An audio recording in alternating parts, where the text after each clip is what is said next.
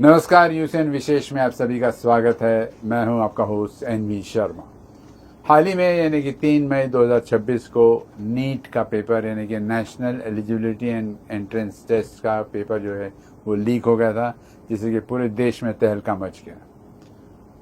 Students परेशान हो गए थे, साल भर की इनकी मेहनत बेकार गई। पेरेंट्स परेशान हो गए थे क्योंकि इनके साल भर का पैसा जो है वो बर्बाद हुआ। काउंसिलर्स जो है वो बर्बाद हुए क्योंकि वो परेशान थे, क्योंकि उनके कारण उनके जो सलाह है वो कोई काम का नहीं रहा। ऐसे कई सारे पुलिस में कंप्लेंट्स दर्ज किए गए, कोर्ट में केसेस चलते गए, लेकिन हुआ कुछ नहीं। जो प्रोसेस है वो अपने चाल से चलते रहेगा। लेकिन इम्पॉर्टेंट है इस बीच में एक बात सोचने वाली बात है कि क्या ये स्टूडेंट्स की जवाबदारी नहीं है या पेरेंट्स की जवाबदारी नहीं है कि जहाँ उनका करियर का बन सकता था वहीं पर ऑप्ट करे। ये नहीं कि पड़ोस का बच्चा अगर नीट में बैठ रहा तो मैं भी नीट में बैठूंगा। इस किस्म की जो एक मेंटेलिटी है उससे ऊपर आके ये सोचना था। बहुत कुछ हो सकता है और इसी के लिए प्रोफेशनल करियर गाइडेंस या काउंसलिंग बहुत ज़रूरी हो जाता है। इसी सिलसिले में आज हमने आमंत्रित किया है astute career counselling academy Nagpur के सर्वे सर्वा प्रोफेसर मुकुल चिमोटे सर को, और उनसे हम जानेंगे कि नीट में क्या एग्जैक्टली हुआ था, क्या होना चाहिए था, क्यों नहीं हुआ, और आगे क्या स्कोप है इसमें आगे इम्प्रूव करने के लिए, क्वेश्चन पैटर्न्स को या सीक्रेसी को लेकर, इन सारी बातों को लेकर आज हम डिस्कस करेंगे। सबसे पहले आपका बहुत बहुत स्वागत है। नमस्कार, थैंक यू। मैं आपको बता दूं कि प्रोफेसर मुकुल चिमोटे सर पिछले 20 साल से इस प्रोफेशनल काउंसलिंग में इन्वॉल्व है और उन्होंने कई सारे और फील्ड में भी उनकी एक्टिविटीज़ है, जैसे कि आर्ट ऑफ लिविंग में, योगा वगैरह में। 8th क्लास के स्टूडेंट से लेकर पोस्ट ग्रेजुएट के स्टूडेंट को करियर काउंसलिंग में ये माहिर हासिल की उन्होंने। और उसके अलावा यूनिवर्सिटी एडमिशन्स में, चाहे वो नेशनल हो इंटरनेशनल हो, एग्जामिनेशन प्रिपरेशन में वगैरह, ये एक महारत हासिल कर चुके हैं। कई सारे अवार्ड से नवाजे गए हैं। इनके बारे में हम आपको स्क्रीन पर दिखाते रहेंगे बीच बीच में, लेकिन सबसे पहले आपका स्वागत है सर। और फिर मैं जानना चाहता हूँ इससे पहले कि स्टार्ट करें कि आपको जो मेजर अवार्ड्स मिले उसके बारे में संक्षिप्त में आप बताएं। बेसिकली गाइडिंग द स्टूडेंट जो रहता है, गाइडेंस, स्टूडेंट गाइडेंस से मेरा पैशन है और बहुत डेडिकेटेड वे में मैं चाहता हूँ कि हर बच्चे को एक अफोर्डेबल और क्वालिटी एजुकेशन मिले। इसके लिए सतत प्रयत्नशील हूँ और हमारा पूरा टीम ही उसके लिए प्रयत्न करते रहता है। और इसीलिए मुझे कुछ अवार्ड्स के लिए मेरे काम को देखकर और मेरे इंटेंशंस को देखकर मुझे सराहा गया, तो जिसमें मुझे international iconic award at Moscow Russia मुझे मिला। वैसे ही mayor's innovation award at Nagpur mayor ने मुझे मेरे स्टूडेंट गाइडेंस को लेकर और मेरे इनोवेटिव अप्रोच को देखकर, एनालिटिकल अप्रोच को देखकर मुझे अवार्ड दिया। वैसे ही मुझे बेस्ट करियर काउंसलर इन महाराष्ट्र का अवार्ड इमिनेंट रिसर्च ने दिया हुआ है। और ऐसे 40+ अवार्ड्स मुझे मिले हैं, बहुत सारे अवार्ड्स हैं ऐसे। We have been awarded best career counselling academy in the Asia Pacific region by the consortium of universities and international chamber of commerce. तो ऐसे काफी हैं, लेकिन ये प्रेरणा है कि अच्छा काम और करें और डेडिकेटेड वे में एक स्टूडेंट सेंट्रिक अप्रोच के साथ आगे बढ़ें और बच्चों के भी करियर बनाने में अपना योगदान दें। Round of applause to you sir for this achievement, fantastic achievement. साथ साथ में मैं जानना चाहता हूँ, इससे पहले कि हम नीट पर आए और आज का जो मुद्दा है उस पर आने से पहले, करियर काउंसलिंग जो आप करते हो, खासकर एस्ट्यूट करियर काउंसलिंग एकेडमी जो, उसके बारे में संक्षिप्त में हमारे व्यूअर्स को बताइए। बेसिकली हमारे सोसाइटी में 90% स्टूडेंट जो है ये पीयर प्रेशर में, पैरेंटल पीयर प्रेशर में करियर चूज करते हैं और उनको कोई प्रोफेशनल करियर गाइडेंस मिलता नहीं है। और जितनी भी डिप्रेशन केसेस हैं आज इंडिया में, सुसाइडल टेंडेंसीज हैं, डिप्रेशन केसेस हैं, इस वजह से कि डिससेटिस्फैक्शन है या करियर उनके स्किल के मुताबिक उनको नहीं मिल रहा है, उनके पर्सनैलिटी के मुताबिक उनको नहीं मिल रहा है। और इसलिए हमने इस संकल्प के साथ हमने एस्ट्यूट करियर काउंसलिंग एकेडमी की शुरुआत की कि बच्चों को प्रॉपर एक करियर गाइडेंस दिया जाए, उनके पर्सनैलिटी एनालिसिस करना, उनके स्किल का एनालिसिस करना और फिर अकॉर्डिंगली उनका करियर पाथवे उनको प्लान करके देना, जिसमें बहुत अच्छा वो ग्रो कर सकते हैं, उनको एक सेटिस्फैक्शन मिल सकता है, हैप्पीली लाइफ जी सकते हैं और इंडियन नेशन बिल्डिंग में भी तभी कंट्रीब्यूट कर पाएंगे जब उनका पोटेंशियल परिपूर्णता से यूज होगा। तो प्रोफेशनल करियर काउंसलिंग में ये सारी संभावनाओं को देखते हुए we started this career counselling, जिसमें हम पूरा 8 से लेके पीएचडी तक के अलग अलग स्ट्रीम्स के लिए बच्चों को करियर गाइडेंस करते हैं, पर्सनैलिटी एनालिसिस करते हैं और पूरा उनका करियर 15 इयर्स का हम पूरा प्लान करके देते हैं। वाह, बहुत बढ़िया। और उनको मेंटर भी करते हैं, उनको मेंटरिंग भी करते हैं, उनको फाइनेंशियल असिस्टेंस के लिए भी उनको मदद करते हैं और नेशनल इंटरनेशनल एडमिशंस के लिए भी उनको पूरा मदद करते हैं। जी, अलावा इसके अभी हम मुद्दे पर आते हैं, नीट के मुद्दे पर आते हैं कि पेरेंट्स को कहिए या फिर बाद में स्टूडेंट्स को किन बातों की चुनौतियां होती है जब वो नीट की तैयारी करते हैं या नीट एग्जाम को लेकर एडमिशन्स की बात करते हैं एमबीबीएस कॉलेजेस। सबसे पहले तो है कि स्टूडेंट्स को ये पता ही नहीं रहता कि नीट का करियर है, एमबीबीएस करियर, पेरेंट्स को पता नहीं रहता कैसे प्लान करना है। ओपिनियन ड्रिवन वो नीट में जाते हैं कि वो ये नहीं देखते कि उनकी कैपेसिटी है कि नहीं। आज एमबीबीएस करने के लिए हर किसी की क्षमता नहीं रह सकती, हर कोई का प्रावीण्य अलग अलग फील्ड में रह सकता है। तो सबसे पहले तो जैसे मैंने कहा कि पेरेंटल प्रेशर की वजह से या सोशल एक जो हमारे ट्रेंड्स है उसको देखते हुए वो नीट में जाते हैं या पीसीबी, लेकिन डॉक्टर बनने की अभिलाषा रखते हैं। रही बात एक बार एंटर होने के बाद, तो सबसे बड़ा कंफ्यूजन ये रहता है कि नीट के पेपर में जो जिस प्रकार से अप्रोच रहना चाहिए, एक एनालिटिकल और स्ट्रेटेजिक अप्रोच के साथ नीट के पेपर्स को अपेयर करना चाहिए। इसमें निगेटिव मार्किंग मैनेजमेंट बहुत इंपॉर्टेंट कॉन्सेप्ट होता है जो हर किसी के बस की बात होती नहीं है। NEET is not about quality of paper, not about quantity of paper, it is all about quality of paper. कि नीट के पेपर में छोड़ते भी आना चाहिए, केवल छुड़ाते नहीं आना चाहिए। जो पेपर छोड़ता भी आए क्वेश्चंस को, उसके नेगेटिव मार्क कंट्रोल होते हैं। मतलब यू मीन टू से कि जो हार्ड वर्क न करते हुए स्मार्ट वर्क करें और स्ट्रेटेजी के साथ नीट का अप्रोच करना चाहिए। सेकेंडली, जितना इम्पोर्टेंट आज नीट में हाई स्कोर लेना है, अच्छा स्कोर लेना है, उससे ज्यादा इम्पोर्टेंट एडमिशन प्रक्रिया के बारे में जानकारी रखना है। ये देखा गया है कि 500 मार्क वाला रिपीट करता है एग्जामिनेशन और 200-250 मार्क वाले को मल्टीपल एडमिशंस मिल जाती हैं। क्यों मिलती हैं? वो भी मेरिट बेसिस पर एडमिशंस मिल सकती हैं, क्योंकि प्रक्रिया का अभ्यास लोग नहीं करते हैं। तो जो स्ट्रेटेजिकली गवर्नमेंट ने इतनी सारी प्रोविजंस बनाई हुई है, अलग अलग स्टेट के अलग अलग रेगुलेशंस हैं, सेंट्रल गवर्नमेंट के अलग रेगुलेशंस हैं, हर स्टेट गवर्नमेंट के अलग रेगुलेशंस हैं, उनके अलग अलग इन्फॉर्मेशन ब्रोशर्स हैं और प्रोविजंस है स्टूडेंट्स के लिए। इसका यदि अभ्यास किया जाए तो मेरिट बेस के ऊपर विदाउट डोनेशन और बिना किसी चीटिंग के इथिकली वो एमबीबीएस करियर अफोर्डेबल फीस में क्वालिटी इंस्टीट्यूशंस में जा सकते हैं। ये संभव है और यही स्टूडेंट गलती करते हैं स्टूडेंट्स और पेरेंट्स कि वो प्रक्रिया का अभ्यास ही नहीं करते। यदि बगैर ट्रैफिक रूल्स का अभ्यास के गाड़ी चलाओगे तो एक्सीडेंट तो होगा ही। डेफिनेटली। तो वैसे ही प्रक्रिया भी बहुत इंपॉर्टेंट रहती है, उसके बारे में बिल्कुल मालूमात रखते नहीं और इमोशनली उसको अप्रोच करते हैं, जो बहुत बड़ा एक डोनेशन और या जो भी चीटिंग्स होती हैं फिर उसके वो शिकार हो जाते हैं और वो पूरे टोटली कंफ्यूज होते हैं। यू मीन टू से रैशनल रहना चाहिए। रैशनल रहना चाहिए, अभ्यास पूर्ण तरीके से अपने करियर को प्लान करना चाहिए, फाइनेंसेस को अच्छे से प्लान करना चाहिए और एडमिशन प्रक्रिया को समझकर एक्सपर्ट्स के साथ एडमिशन प्रक्रिया को करना चाहिए। लेकिन सर अभी तमाम स्टेट गवर्नमेंट्स जो है इंडिया में वो सब एक ही छतरी के नीचे आ गए, नीट, और उस छतरी में एडमिशन प्रोसेस तो यूनिफॉर्म रहेगा। नहीं, ऐसा नहीं होता है। भारत में 4 प्रकार के इंस्टीट्यूशंस हैं। एक है government institution, central universities, private institutions और deemed universities. Now government institutions में सेंट्रलाइज प्रोसेस रहता है, इसमें ऑल इंडिया 15% कोटा होता है। सेंट्रल यूनिवर्सिटीज जैसे एम्स हो गया या आर्म फोर्स मेडिकल कॉलेज हो गया, इसमें 100% सीट्स जो रहती है वो पूरा केंद्र से होता है, मेडिकल काउंसलिंग कमेटी से सारी चीज होती है। बनारस हिंदू यूनिवर्सिटी हो गया। अब जो वहां पे स्टेट कोटा हो गया, तो जितनी स्टेट्स हैं भारत में, इनका अपना अलग अलग काउंसलिंग अथॉरिटी है, दैट इज डिसेंट्रलाइज्ड। जो नियम महाराष्ट्र का है वो गुजरात का नहीं है, जो गुजरात का है वो पंजाब का नहीं है, जो पंजाब का है वो हरियाणा का नहीं है। Every state government has their own admission processes, regulations, reservation systems, और उसके मुताबिक वो स्टेट गवर्नमेंट का पूरा एडमिशन काउंसलिंग होता है। मतलब NEET is only an entry door. NEET is just eligibility test. हाँ, नीट इलिजिबिलिटी क्राइटेरिया है। नीट के रैंकिंग्स के ऊपर एडमिशन होता ही नहीं है। नीट की रैंकिंग है, रेफरेंस रैंकिंग है, टेस्ट रैंकिंग है।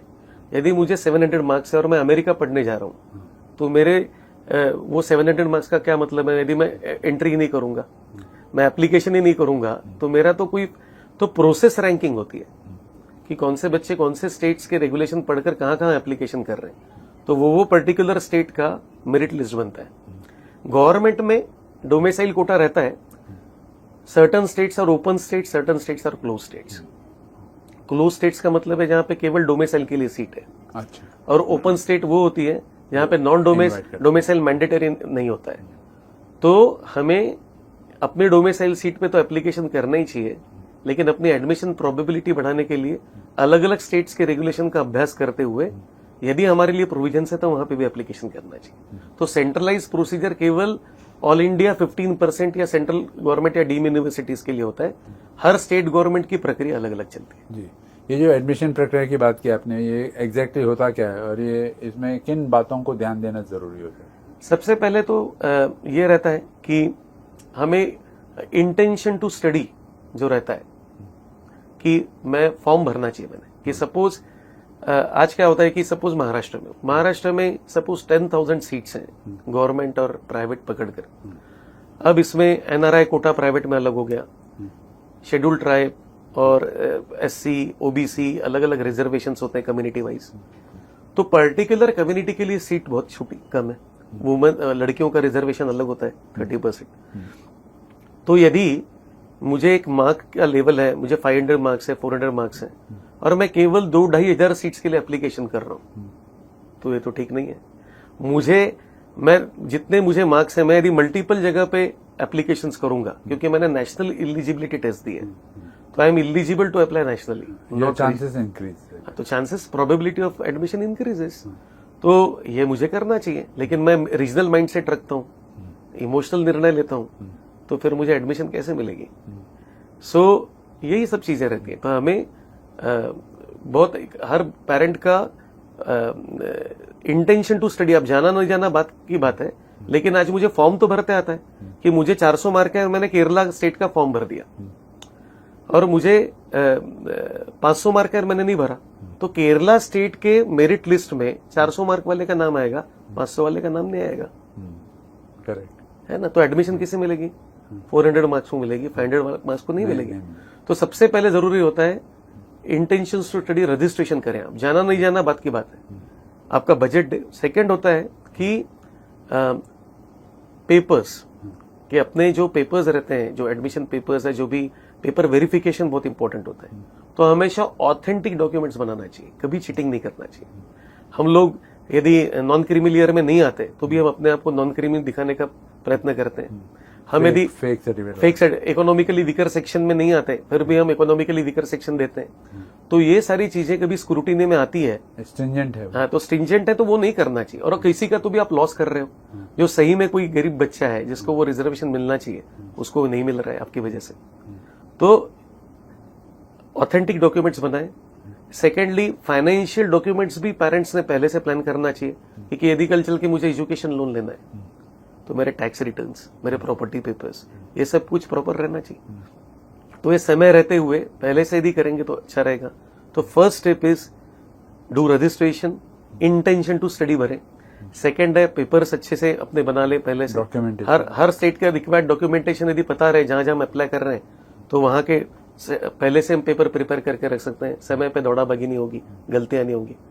थर्ड रहता है कि मेरिट लिस्ट डिक्लेरेशन। जैसे मैंने आपको बताया कि टेस्ट रैंकिंग के ऊपर कभी एडमिशन नहीं होता, प्रोसेस रैंकिंग पे होता है। तो जैसे सपोज महाराष्ट्र में बच्चा कोई एप्लीकेशन कर रहा है तो एक जनरल मेरिट लिस्ट बनेगी, फिर जनरल गर्ल मेरिट लिस्ट बनेगी, फिर इकोनॉमिकली वीकर सेक्शन की लिस्ट बनेगी, फिर फिजिकली हैंडीकैप्ड की लिस्ट बनेगी, फिर ओबीसी की लिस्ट बनेगी, ओबीसी गर्ल की लिस्ट बनेगी, फिर ओबीसी हैंडीकैप्ड की लिस्ट बनेगी, शेड्यूल ट्राइब की लिस्ट बनेगी, शेड्यूल ट्राइब गर्ल की लिस्ट बनेगी, शेड्यूल एससी, ऐसा सब होते जाएगा। तो इसमें आपका क्या रैंकिंग है? Accordingly this is called as state SML number. और फिर आपको कितनी सीट्स अवेलेबल है, अकॉर्डिंगली आपका नंबर लगेगा। और जब सपोज एक स्टेट है, महाराष्ट्र का कोई बच्चा है, मैं महाराष्ट्र में बैठ के बात कर रहा हूं इसलिए महाराष्ट्र बोलता हूं, कि यहां से यदि वो आंध्र प्रदेश अप्लाई कर रहा है, जो ओपन स्टेट है, वहां पे प्राइवेट के लिए एप्लीकेशन कर रहा है, तो वहां पे वो ओपन कैटेगरी कैंडिडेट कहलाता है, उसको रिजर्वेशन की प्रोविजंस वहां नहीं मिलती। अच्छा, ठीक है, तो इसलिए मेरिट लिस्ट ये थर्ड होगा। फिर होता है फी डिक्लेरेशन, चौथा प्रोसेस में। तो बच्चों को लीगलिटीज भी चेक करना चाहिए और फी डिक्लेरेशन भी चेक करना चाहिए, क्योंकि बहुत बार ऐसा होता है कि कॉलेजेस की लीगल केसेस चलते रहती है, सुप्रीम कोर्ट में पिटीशन दाखिल की रहती है फी रिवीजन को लेके, या नेशनल मेडिकल कमीशन की कोई प्रोविजंस उन्होंने पूरी नहीं की है, उनका जो ऑडिट रहता है उसमें कुछ परिपूर्णता नहीं है, तो उनकी प्रोसेस रुका के रखी रहती है, तो स्टार मार्क रहता है उसमें। तो लिस्ट डिक्लेरेशन जब कॉलेज की होती है तो उसकी लीगलिटी चेक करना बहुत जरूरी है। सेकेंडली फीस डिक्लेरेशन भी बहुत जरूरी है कि फी डिक्लेयर करने के बाद हमारे बजट में जो कॉलेज रहेगा वही प्रेफरेंस फॉर्म में बनना चाहिए। राइट। बच्चे गलती करते हैं इसमें, बहुत बार वो देखते नहीं है लीगलिटीज को, और ऐसे बात बहुत बार हुआ है कि बिना एक्सपर्ट एडवाइस फॉर्म भर दिया और फिर वहां गए तो वहां उनसे प्रोमिसरी नोट साइन की जा रही है कि जब हमारे यदि हम सुप्रीम कोर्ट में केस जीत गए तो 25 लाख रुपए आपको भरना पड़ेंगे साल के, फी है 8 लाख, और यदि प्रोमिसरी नोट साइन कर रहे हैं कि केस हम जीत गए तो 22 लाख 25 लाख आपको भरना पड़ेंगे, तो उनको एडमिशन छोड़ना पड़ती है। तो फिर जो डिपॉजिट्स वो देते हैं स्टेट गवर्नमेंट को, उसका भी नुकसान हो जाता है। तो इसलिए जो हमारा फाइनेंशियल प्लानिंग है उसके मुताबिक जो फी स्ट्रक्चर्स हैं उसको देखकर, क्वालिटी इंस्टीट्यूशंस को देखकर, उनकी लीगलिटीज को चेक करके एडमिशन का फॉर्म भरना चाहिए, प्रेफरेंस फॉर्म भरना चाहिए। ये बहुत इंपॉर्टेंट है। फिर रहता है, ये चौथा हो गया, उसके बाद रहता है कि कैंसिलेशन सीट मैनेजमेंट। अब ये बहुत इंपॉर्टेंट है कि कैंसिलेशन सीट मैनेजमेंट यानी क्या, सीट मिल गई यानी फाइनल नहीं होती है।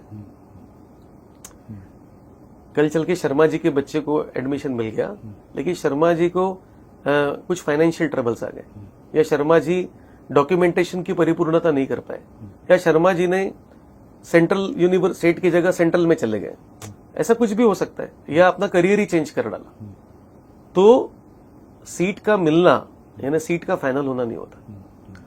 तो इसका जो मॉनिटर करता है, ये कैंसिलेशन सीट्स होती हैं, इसको गवर्नमेंट पब्लिश करती है सारी चीजों, वर्चुअल वैकेंसीज भी होती है। तो इन सारी चीजों का अभ्यास पूर्ण तरीके से इसको टैप करना, इसको अप्रोच करना, इससे भी इथिकल वे में एडमिशंस मिलती हैं लोगों को, कम मार्क होने के बाद भी नीट में। उनको डोनेशन देने का या कैपिटेशन फी देने का या किसी भी सो कॉल्ड मिडिल पर्सन के थ्रू काम करके अपने पैसे का नुकसान करने का जरूरत नहीं है। तो इन चीजों का इस प्रकार से एडमिशन प्रक्रिया होती है, और हर स्टेट गवर्नमेंट के अपने अपने रेगुलेशंस होते हैं, ओपन स्टेट, क्लोज स्टेट, उसके मुताबिक, पेरेंट की कंडीशन के मुताबिक और मार्क्स के मुताबिक और फाइनेंशियल कंडीशन के मुताबिक एक्सपर्ट्स के साथ डिस्कस करके अपनी स्ट्रेटेजी फाइनलाइज करें और फिर अप्रोच करें। तो this is the right way of doing this. मतलब काफी लेंदी है लेकिन safer for you, safer long term benefit है। और करियर का प्लानिंग यूजी और पीजी को देखकर करें। केवल अंडर ग्रेजुएशन का यदि प्लानिंग करोगे तो you are making a mistake. Financial planning should be for the 10 years till the PG, and academic planning should also be for the 10 years of time. ये सोच कर मेडिकल करियर प्लान करना चाहिए। बहुत डिटेल्ड है sir, बिल्कुल, and kudos to you for having such a detailed insight of that.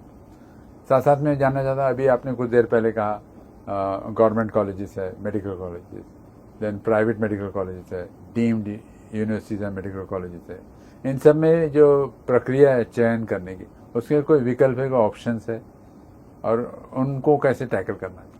नहीं, government institutions जो रहती है इसमें तो यूनिवर्सल रहता है कि मेडिकल काउंसलिंग कमेटी के थ्रू आप ऑल इंडिया 15% में एप्लीकेशन कर सकते हैं। जितने भी भारत में इंस्टीट्यूशंस है गवर्नमेंट, अराउंड 480 वगैरह होंगे अभी लास्ट ईयर, तो उसमें आप 15% ऑल इंडिया में एप्लीकेशन कर सकते हो, और खुद के स्टेट में जहां पे आप रहते हो वहां पे 15% और 85% स्टेट डोमिसाइल कोटा, इन दोनों के लिए एप्लीकेशन कर सकते हो। रही बात प्राइवेट इंस्टीट्यूशंस की, तो प्राइवेट इंस्टीट्यूशंस में अभी एनआरआई कोटा होता है 15%।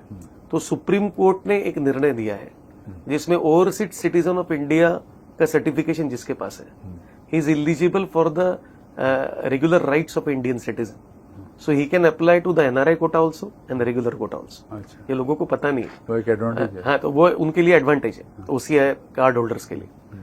तो इसके अलावा फिर प्राइवेट इंस्टीट्यूशंस में आपके स्टेट में आप एप्लीकेशन कर सकते हो स्टेट डोमिसाइल कोटा में, plus you can apply to the multiple states which are open states, जहां पे डोमिसाइल मैंडेटरी नहीं है। तो उसके लिए अलग अलग स्टेट में आपको अलग अलग रजिस्ट्रेशन करना पड़ेगा और वहां की प्रक्रिया में एंटर होना पड़ेगा। तो एक 15% का फॉर्म भर दिया, एक 85% का स्टेट गवर्नमेंट और स्टेट प्राइवेट का फॉर्म भर दिया, प्लस मल्टीपल फॉर्म्स भरे स्टेट वाइज, आपके बजट वाइज, एलिजिबिलिटी वाइज। वहां पे अपने प्राइवेट इंस्टीट्यूशंस को एप्लीकेशन किया। फिर डीम यूनिवर्सिटीज, तो medical counselling committee is appointed by the ministry of health and family welfare. उसके अंतर्गत ऑल इंडिया 15% और डीम यूनिवर्सिटीज और सेंट्रल यूनिवर्सिटीज का एप्लीकेशन होता है। सो वहां पे भी हमने एप्लीकेशन कर दिया। तो ऐसे बजट को देखते हुए, अल्टीमेटली बजट को देखते हुए वैसे ही कर सकते हैं, उसके सिवा नहीं कर सकते। Sir, but doesn't that involve a lot of money? Her admission form के साथ कुछ फीस, नॉमिनल फीस भी रहा? हाँ, रहता है तो डीम यूनिवर्सिटीज में रहता है। लेकिन ऐसा है कि सर आज लगभग लास्ट ईयर 1,18,000 जगह थी, 26 लाख बच्चे परीक्षा दे रहे हैं। उसमें से क्लियर 50% बच्चे पास करते हैं, तो बच्चे भी काफी परसेंटाइल बच्चे पास करते हैं। इतनी कम सीट्स में reservations, NRI quotas, high fees. तो हमें यदि मेडिकल करियर करना है तो हमें इतना भी हर स्टेट गवर्नमेंट का बहुत कॉस्ट होता नहीं है। डिपॉजिट्स होते हैं जो रिफंडेबल होते हैं। यदि आपको एडमिशन मिल गई तो भी रिफंडेबल है, आपको नहीं मिली तो भी डिपॉजिट्स रिफंडेबल होते हैं। तो ये इसलिए डिपॉजिट रखे हैं सेंट्रल गवर्नमेंट ने या स्टेट गवर्नमेंट ने, क्योंकि सीरियस कैंडिडेट्स ही अप्लाई करें। हाँ। लोग डमी एप्लीकेशन करके बहुत सारी चीजें माल प्रैक्टिस ब्लॉक करते, तो ये अवॉइड करने के लिए ये किया गया है कि सीरियस कैंडिडेट शुड अप्लाई। तो ये तो थोड़ा बहुत करना पड़ेगा। आप नीट एग्जामिनेशंस को 2-2, 3-3 बार रिपीट करते हो, जो नहीं करना चाहिए, तब आपके लाखों रुपए चले जाते हैं। हर साल का इन्फ्लेशन भी बढ़ जाता है। किसने रिपीट करना चाहिए, इसका भी कुछ दायरा रहना चाहिए, इसके भी पैरामीटर्स होना चाहिए। लोग इसके बारे में नहीं सोचते। फिर एडमिशन प्रक्रिया जब कर रहे हो तो अपनी प्रोबेबिलिटीज, इतना आपने सैक्रिफाइस किया है, सब किया है, तो प्रक्रिया को तो अच्छे से करो। तो उसके लिए थोड़ा बहुत जो भी लगता है तो उसका वो अपनी प्रोबेबिलिटी बढ़ाता है। लॉन्ग टर्म में आपको डॉक्टर बनाएगा, आपका करियर अच्छा करेगा, तो उतना रिस्क तो लेना पड़ेगा। लेकिन बहुत ज्यादा इसमें ऐसा कुछ नुकसान नहीं होता लोगों का। एक सही मेडिकल कॉलेज को सेलेक्ट करते समय किन मापदंडों को देखना जरूरी हो जाता है या ध्यान में रखना चाहिए? बहुत अच्छा क्वेश्चन है। दिस इज बेसिकली, मेरा ये बोलना है कि कभी भी जब हम मेडिकल करियर करते हैं तो क्लिनिकल एक्सपोजर का बहुत बड़ा इंपॉर्टेंस है। जितना ओपीडी और इनपेशेंट डिपार्टमेंट का आपको एक्सपोजर मिलेगा, जितना क्लिनिकल नॉलेज आपका रहेगा, उतना आपका क्लिनिकल डायग्नोसिस अच्छा होगा। और अभी आने वाले जमाने में नेशनल एग्जिट एग्जामिनेशन, इंडिया में लाइसेंसिंग एग्जामिनेशन ऑलरेडी गवर्नमेंट का रिजोल्यूशन है, उसका इम्प्लीमेंटेशन बाकी है। तो इंडिया में पढ़ने वाले बच्चों को लाइसेंसिंग देना पड़ेगा। तो क्लिनिकल एक्सपोजर अच्छा होना ये बहुत जरूरी है। तो सबसे पहले हमने ये देखना चाहिए कॉलेज चूज करते समय कि कहाँ पे प्लेस्ड है, उसका ओपीडी कैसा है, इनपेशेंट डिपार्टमेंट कैसा है, एल्यूमिनाई पोजीशंस कैसी कैसी हैं, पास्ट रिकॉर्ड्स कैसे हैं, रिसर्च पेपर्स कैसे पब्लिश हुए, उनका रैंकिंग कैसा है, ये सारी चीजों को हमको देखना पड़ेगा। ये सब चीज देखकर हम पेरेंट्स सब करते हैं सर? नहीं करते हैं। वो केवल एमबीबीएस के पीछे जाते हैं। कुछ लोग बहुत अवेयर होते हैं, लेकिन मैक्सिमम लोग अवेयर ही नहीं होते। 99% लोग अवेयर नहीं होते। Very important point. जहां पे हम लोगों जैसे एक्सपर्ट्स का और काउंसिलर्स का, I am not talking about, देखो there is a difference in agent and counsellor. People लोगों को ये नहीं समझते। एजेंट वो होता है जो केवल आपसे सीट दिलाने की बात करेगा और पैसे की बात करेगा। काउंसिलर वो होगा जो आपको समझेगा, आपकी रिक्वायरमेंट को समझेगा, सारे और जेन्युइन गाइडेंस देकर आपको प्रोसेस तक लेके जाएगा, एडमिशन तक लेके जाएगा। ये दोनों में फर्क है। तो आप वो काउंसिलर से यदि मिलोगे, उससे यदि सब ये वार्तालाप करोगे, तो आपको क्वालिटी एजुकेशन मिलने की संभावना बढ़ जाती है। कोई स्टूडेंट है सर, अगर वो फॉरेन कॉलेज में एडमिशन लेना चाहता है, तो उसको नंबर 1 वो कंट्री और नंबर 2 वो कॉलेज के बारे में किन बातों को अगर ध्यान देना चाहिए? ये बहुत ही इंपॉर्टेंट क्वेश्चन है। Again I appreciate your this question. Basically national medical commission ने 18 नवंबर 2021 को एक ये किया, क्या बोलते हैं, लॉ डिक्लेयर किया. So there is a provision declared by the Indian government, gazetted notification is there. अब ये इसमें 5 चीजों को बताया गया है. 5 चीजें बहुत इंपॉर्टेंट चीजें. फर्स्ट है कि जहां पे भी आप पढ़ रहे हो उसका कोर्स करिकुलम जो है वो इंडिया से मैच होना चाहिए. क्योंकि आप इंडिया से बाहर क्यों जाते हो? क्योंकि नंबर ऑफ सीट्स लेस है, या इंडिया में आपकी अफोर्डेबिलिटी नहीं बैठ रही है, आपको सीट नहीं मिल रही है, इसलिए आपको बाहर जाना पड़ रहा है. ठीक है. सो बेसिकली सबसे पहले ये देखना पड़ता है कि कोर्स करिकुलम जो है वो इंडियन करिकुलम से मैच हो. सेकंड है medium should be in English. ये बहुत इंपॉर्टेंट एस्पेक्ट है कि आपको इंग्लिश में ही आपकी पढ़ाई रहना चाहिए. थर्ड है कि internship should be the considered as a integral part of education, और वो वहीं से होना चाहिए जहां से आप पढ़ रहे हो. ये तो पहले ऐसा नहीं था. 2021 के पहले पढ़ते कहीं और थे, कैरेबियन आइलैंड, और कहीं से इंटर्नशिप कहीं और से करते थे. ये अब नहीं है. आप जो जहां पे पढ़ रहे हो वहीं से आपको रिलेटेड हॉस्पिटल्स में आपको इंटर्नशिप करना पड़ेगा. Fourth most important provision of that gazetted notification is that कि जो भी कंट्री में आप जा रहे हो, ये पहले नहीं था, वहां पे आपको लाइसेंस टू प्रैक्टिस मिलना चाहिए. अच्छा. इट शुड, यानी मैं रशिया पढ़ने जा रहा हूँ तो I should get a license to practice, I should be eligible to practice in Russia, then I can come back to India. ये बहुत इंपॉर्टेंट है. तो अभी तो ये मुझे देखना पड़ेगा जाने से पहले कि जो भी देश में सिलेबस ठीक है क्या, मुझे इंटर्नशिप वहां की मिल रही है क्या, थर्ड वहां की लाइसेंसिंग प्रक्रिया क्या है, सो दैट मैं केवल सर्टिफिकेट लेकर आ गया तो मुझे मेरे कंट्री में एंट्रेंस नहीं है, मतलब नहीं. ठीक है. सेकंड है कि World Federation for Medical Education में वो इंस्टीट्यूशन एक्रेडिटेड है क्या उसके साथ, या World Directory for Medical Schools विडोम्स जो रहता है उसमें उसका नाम है क्या वो इंस्टीट्यूशन का, ECFMG एक्रेडिटेशन है क्या, educational commission for foreign medical graduates, इसमें इसके साथ उनका ये है क्या एफिलिएट. तो ये सारी चीजों को देखना बहुत जरूरी होता है. तो ये 4 प्रमुख है. फिर आप वहां पे सब आपने लाइसेंस ले लिया, सब कर लिया, with in 10 years of time आपका सब होना चाहिए. यदि 10 साल से ज्यादा आपको लग गया, फेल हो गए, आप ये पूरा नहीं कर पाए इंडिया, तो आपका वो डिग्री का कोई वैल्यू नहीं है इंडिया में. With in 10 years of time आपको पूरा स्टडीज और इंडियन रजिस्ट्रेशन कंप्लीट करना पड़ेगा. वहां का सब ये प्रक्रिया करने के बाद आपको नेशनल मेडिकल कमीशन को नो ऑब्जेक्शन सर्टिफिकेट के लिए अप्लाई करना पड़ेगा. फिर वो एनओसी देने के बाद आप यहाँ पे, अभी फिलहाल तो फॉरेन मेडिकल ग्रेजुएट एग्जामिनेशन है, इसके बाद जो एग्जामिनेशन अभी है नेशनल एग्जिट आने वाले 1 और 2, जो काफी टफर है, वो आपको देना पड़ेगी, और 1 साल का एडेड इंटर्नशिप इंडिया में करना पड़ेगा, तब आपको लाइसेंस टू प्रैक्टिस मिलेगा. सो ये सारी चीजें आपको करना पड़ेगी. ये इंपॉर्टेंट है. इसका कॉम्प्लायंस बहुत मैंडेटरी है. और फिर होता है कि 5 कंट्रीज को इसमें एग्जम्पशन है, America, Australia, Canada, great Britain and New Zealand. इनकी डिग्रीज, इनके जो लाइसेंस होल्डर्स हैं वो इंडिया में आके एक्सेप्टेड नेशनल मेडिकल कमीशन है. तो बहुत सारे एजेंट्स ये क्लेम करते हैं कि national medical commission approved college. National medical commission ने किसी भी कंट्री को बैन नहीं किया, किसी भी कॉलेज को अप्रूवल नहीं दिया है. उन्होंने अपना एक सेट ऑफ रूल्स बनाए, और कॉलेज टू कॉलेज उसका कंप्लायंस आपको करना पड़ेगा, उसको जस्टिफाई करना पड़ेगा, तब आपको भारत की एनओसी मिलेगी भारत की परीक्षा देने के लिए, यहाँ का लाइसेंस प्राप्त करने के लिए. मतलब ये मिसलीडिंग हो जाता है. Yes yes.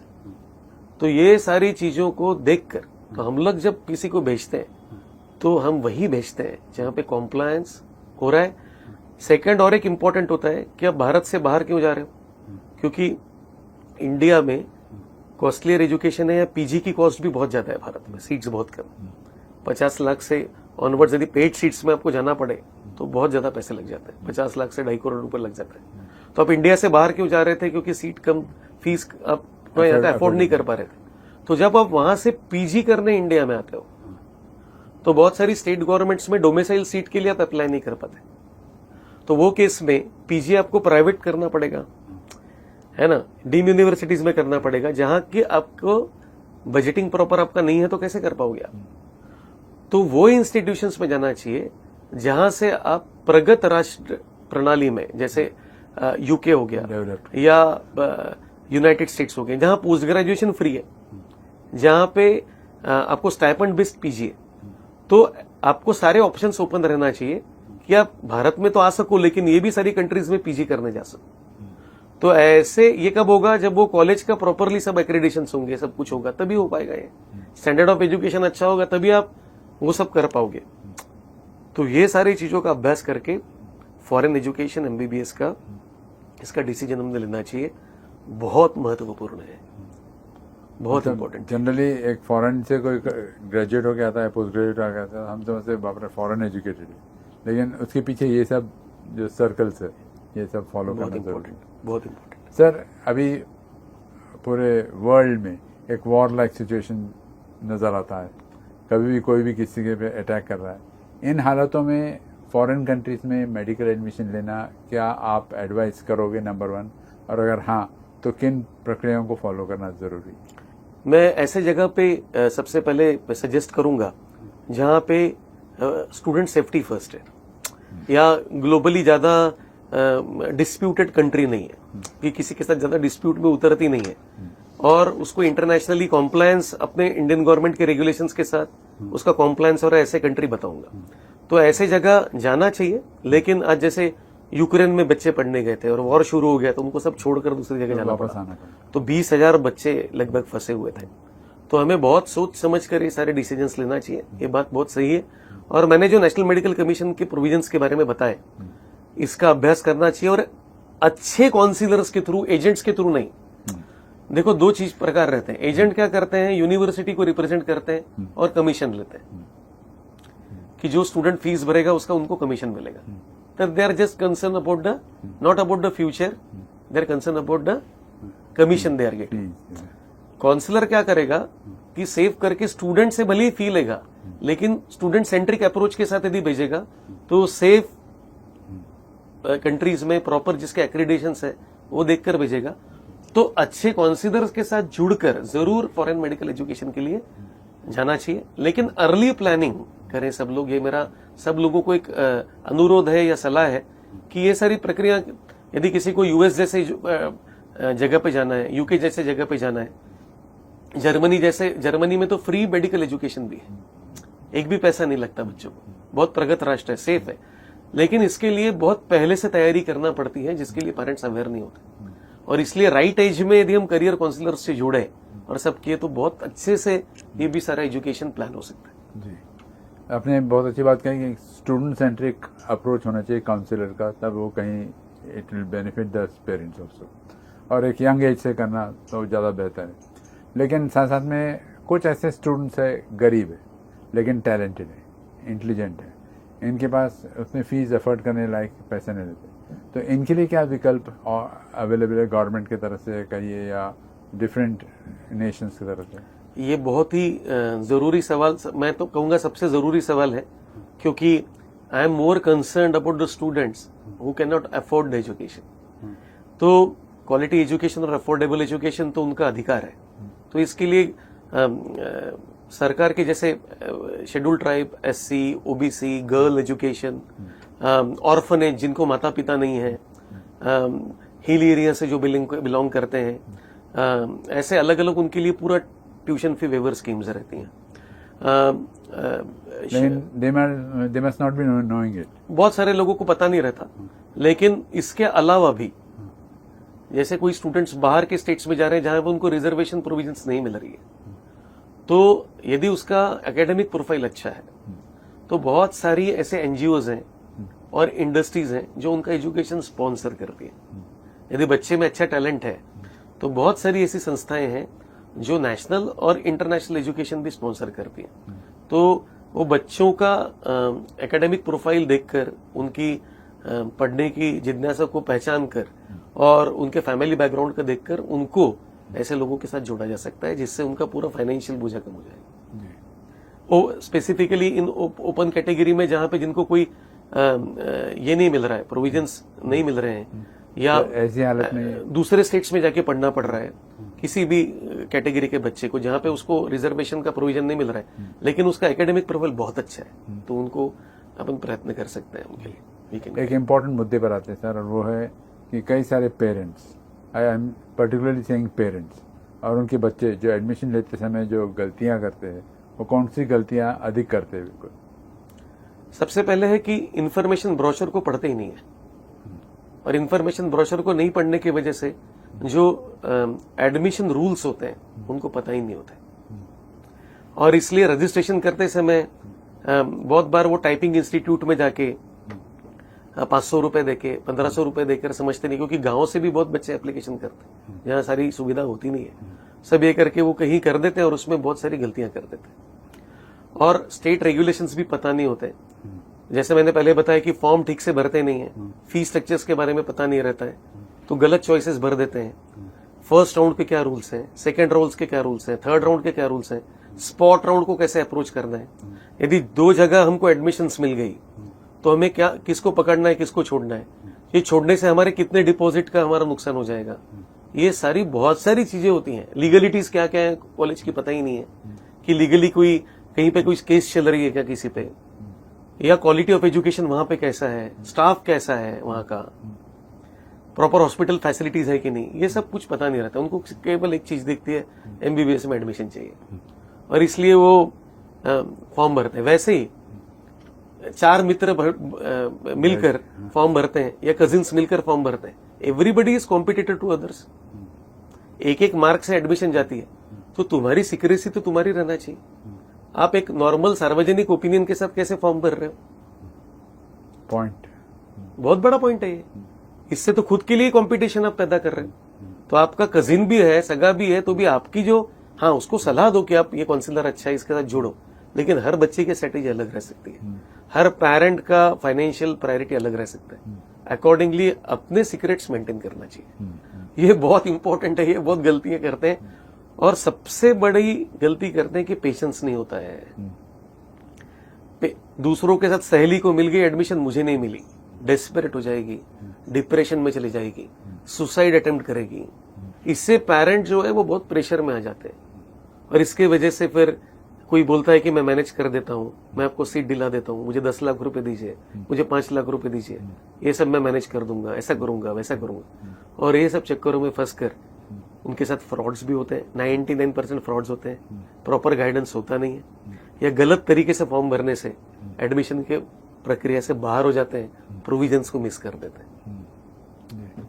That brings me to another important point sir, कि कई सारे, आपने कुछ देर पहले बोला भी अपने टॉक में कि फेक सर्टिफिकेट्स क्रिएट करना, प्रोड्यूस करना, एजेंट उनको झूठी तसल्ली देता है कि मैं ये काम कर दूंगा आपका, कुछ अगेंस्ट सर्टन कंसिडरेशन, ये, या फिर बाद में और भी ऐसे कई सारे फेक ये बातें होती है। इन बातों से कैसे बचना चाहिए स्टूडेंट्स ने और parents? In the information brochure, जैसे मैंने कहा कि इंफॉर्मेशन ब्रोशर को पढ़ना और प्रॉपर काउंसिलर के साथ जुड़ना, ये बहुत जरूरी होता है, क्योंकि ऐड भी ऐसे आते हैं, टेम्पटिंग एड्स रहते हैं। तो ये सब एनआरआई कोटा, कैपिटेशन फी, ये सब बता, इसी के ऊपर सारा चलता है।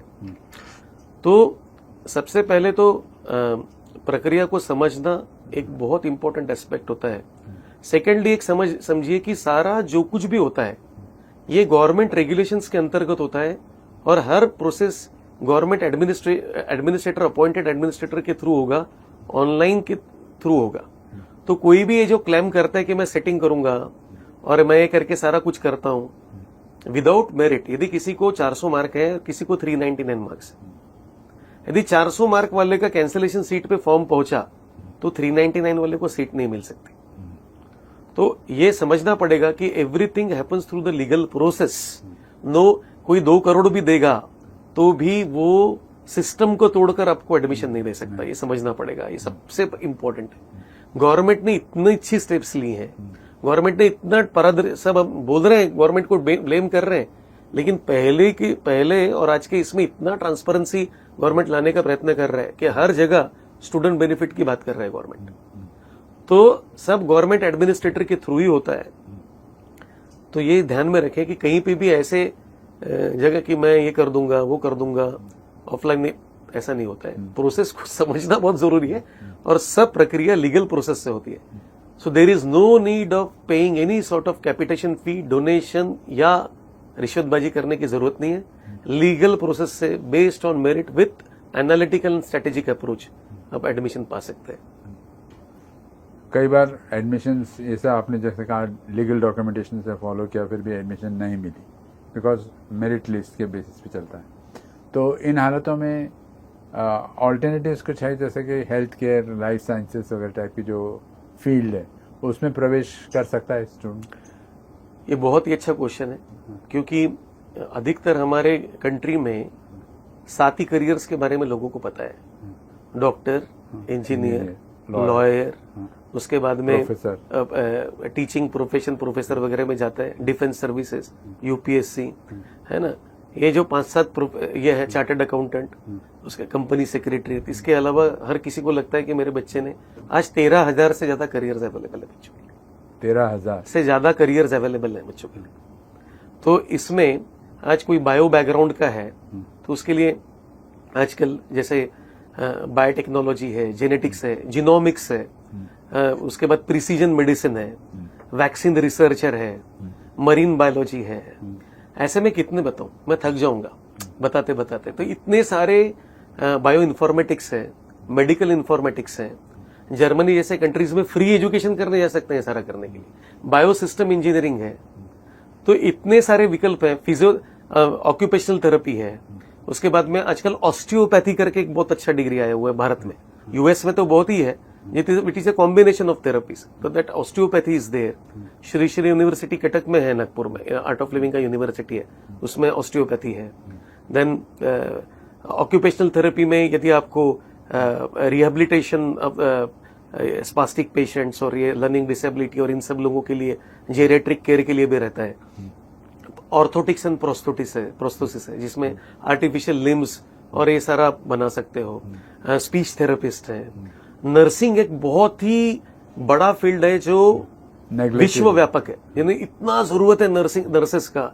अच्छे पे मास्टर्स में आज जर्मनी में, इजराइल में, जापान में, अलग अलग कंट्रीज में, इवन अपने कुछ skill Ratan Tata skill university है, इन्होंने भी ये सब किया था कि nursing placements in this countries. तो बहुत बड़ा फील्ड है, वो भी बहुत बड़ा फील्ड है। सो बहुत अच्छे ऑल्टरनेटिव्स हैं जो उनके पर्सनैलिटी एनालिसिस करके उनको सजेस्ट किए जा सकते हैं। इन बातों से लग रहा है सर, आप जो बोल रहे थे तभी से, कि प्रोफेशनल गाइडेंस होना करियर काउंसलिंग को लेकर कितना इम्पोर्टेंट हो जाता है। बहुत जरूरी है। बच्चे को यदि प्रोफेशनल गाइडेंस मिलेगा तो हमारी जो नेशन बिल्डिंग की जो संकल्पना है वो तभी पूरी होगी जब हम हमारे कंट्री को डोमेन एक्सपर्टाइज दे पाएंगे और स्किल बेस्ड एक स्किल और फ्यूचर रेडी यंग जनरेशन को बना पाएंगे। और नेशनल एजुकेशन पॉलिसी जो 2020 का जो मूल मंत्र है वो skill based education, skill first और फ्यूचर रेडी अप्रोच है। और multi disciplinary approach in education, character building, इस पर बहुत सारा उन्होंने एम्फेसिस दिया हुआ है। तो मेरा ये अनुरोध है सारे पेरेंट्स से कि बिल्कुल ओपिनियन ड्रिवन करियर्स ना करें।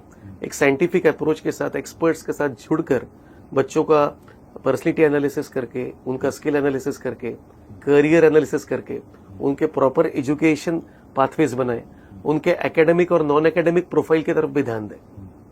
कोई डांस अच्छा करता है, कोई तबला अच्छा बताता है, कोई बात अच्छी करता है, कोई ड्राइंग बहुत अच्छा करता है, ये डिसकंटिन्यू कभी ना करें और उनके इन दैवी गुणों को देखें और उसके आधार पर उनका करियर यदि हम देंगे तो जीवन में वो खुश भी रहेंगे और बहुत तरक्की भी करेंगे।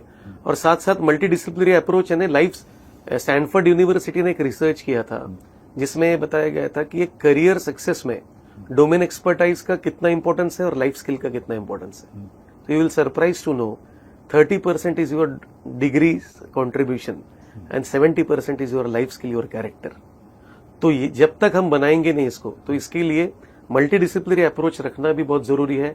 एक कोर्स करते करते इतनी सारी नई नई एजुकेशन पॉलिसी में प्रोविजंस है कि पैरेलली बच्चा अपना प्रोफाइल बहुत अच्छे से बिल्टअप कर सकता है। तो ये यदि करेगा तो कंप्लीट प्रोफेशनल बनेगा और बहुत सक्सेस उसको आगे मिलेगी। तो इसलिए you should take a professional guidance, it is very very important. आपने इतनी अच्छी बातें की, स्टूडेंट्स के ये, पेरेंट्स के ये, इन लोगों को आपने मैसेज दे दिया एक प्रकार से, जो मैं जनरली पूछता हूँ कि आप क्या मैसेज दोगे।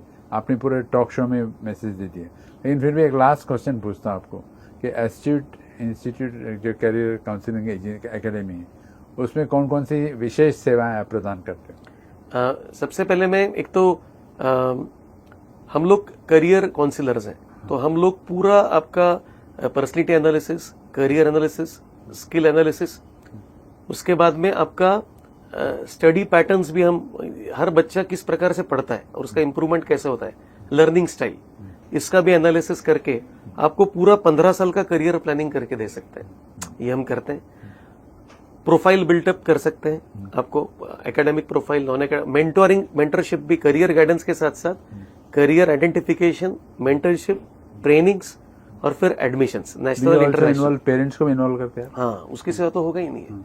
और एडमिशंस के लिए भी पूरा उनको हम नेशनल इंटरनेशनली हर स्ट्रीम के लिए गाइड करते हैं। सेकेंडली, अभी एमबीबीएस का समय है, तो इसमें पूरा counselling process we handle for the student, right form, उसकी डिफिकल्टीज, उसके क्वेश्चंस को समझना, उसके आर्थिक परिस्थिति को समझना, उसके मार्क्स को समझकर उसको प्रॉपर सलाह देना और उसके पूरे एप्लीकेशन प्रक्रिया को संभालना और उसको एडमिशन तक लेके जाना, वो भी विदाउट डोनेशन, इन इथिकल वे।